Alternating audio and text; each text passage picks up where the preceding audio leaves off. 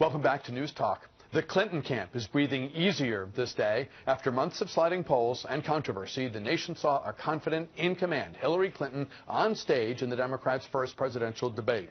The five-way encounter included two local pals, also Rands currently, each hoping for a moment to propel them into the top tier. We'll convene a special panel in a moment. First, though, highlights from correspondent Kenneth Moton in Las Vegas.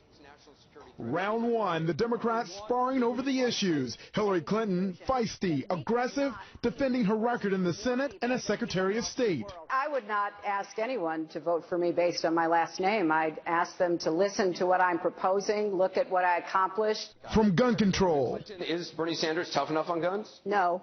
Not at all. It's time to stand up and pass comprehensive gun safety legislation as a nation. To foreign policy. The greatest strategic threat that we have right now is resolving our relationship with China. The biggest moment of the night, Bernie Sanders on Clinton's email scandal.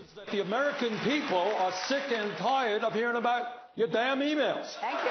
Me too. Lincoln Chafee trying to seize on the moment. So there's an issue of American credibility out there. Secretary Clinton, do you want to respond? No.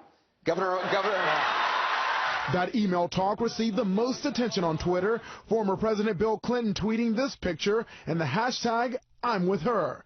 Donald Trump posting, sorry there is no star on the stage tonight.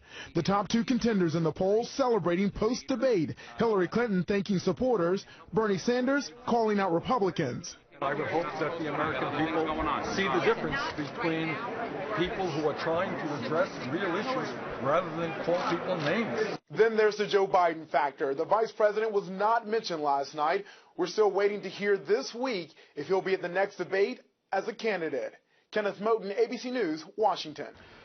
Joining us now, Steve Shepard. He's campaigns and elections editor for Politico. Alejandro Negron is host of the News Channel 8 program Agenda. David Mark is a political analyst and author. It's great to have all of you guys here. Big night, much anticipation leading into the first, finally the Democrats take the stage. Steve, the takeaway, particularly I've been reading Politico all morning, the takeaway across the political universe seems close to universal, that it was a huge night for frontrunner Hillary Clinton. That's exactly right.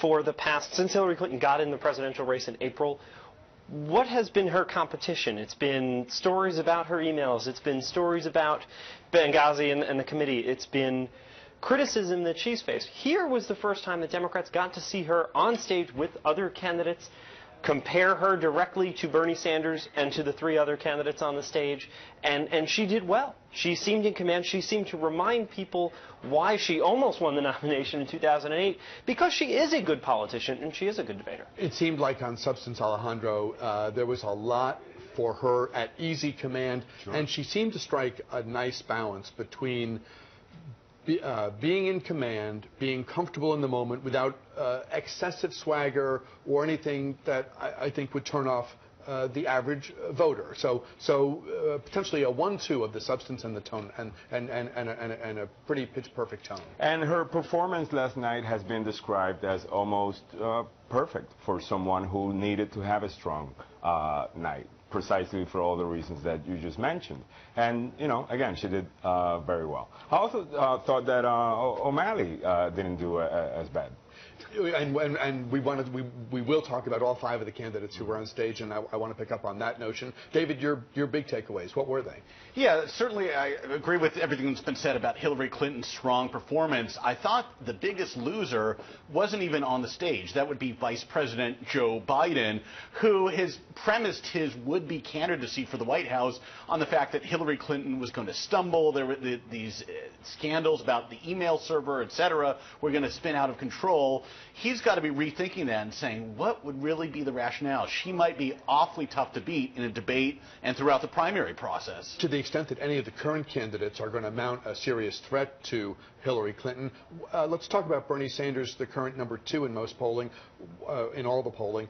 What sort of night did he have? he did just fine. He gave essentially a version of the same stump speech that he gives out when campaigning throughout the country that he's been saying for the better part of 40-plus years now. The problem is I think he came off as kind of a one-note Johnny on income inequality. You might agree with him, you might not, but whenever he was asked a question about foreign policy, he seemed to get flummoxed. Certainly when the issue of gun control came up, which was fairly predictable since he's been asked about that many times before, he didn't really have a solid answer for that. So I don't think he actually helped himself that much. Your thoughts, Steve? Guns were definitely Bernie Sanders' worst moment. Look, Bernie Sanders has galvanized a significant part of the Democratic primary electorate, between a quarter and 40%, depending on the state, depending on whether you're looking nationally.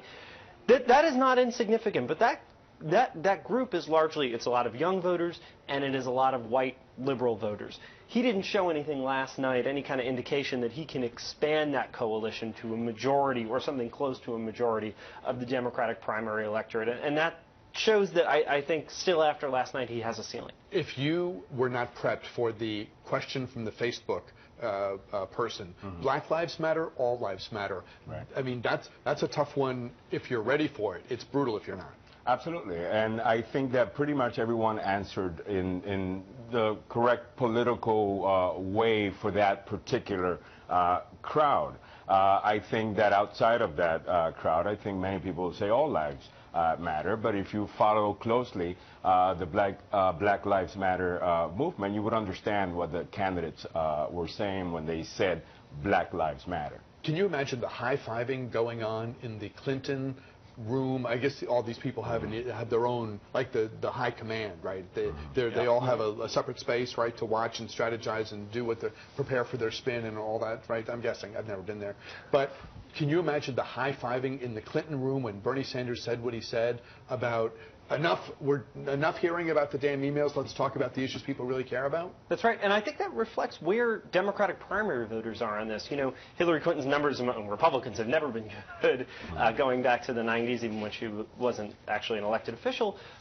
And her numbers among independents have been sliding as this email controversy has sort of spiraled.